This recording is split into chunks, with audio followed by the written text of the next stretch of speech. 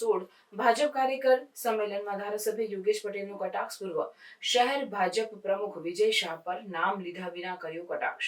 આપણા નવા પ્રમુખ આવ્યા બાદ કોર્પોરેશનમાં ઘણી માથાજીકો ઓછી થઈ ગઈ।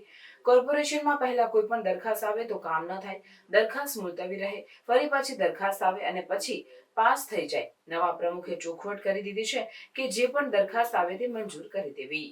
તો પછી આપણે આ વોર્ડમાંથી જો સીટ જાય તો મને લાગે છે કે આપણે ધ્યાન નથી આપ્યું, આપણે બરાબર કામ નથી કર્યું એવું મને લાગે છે।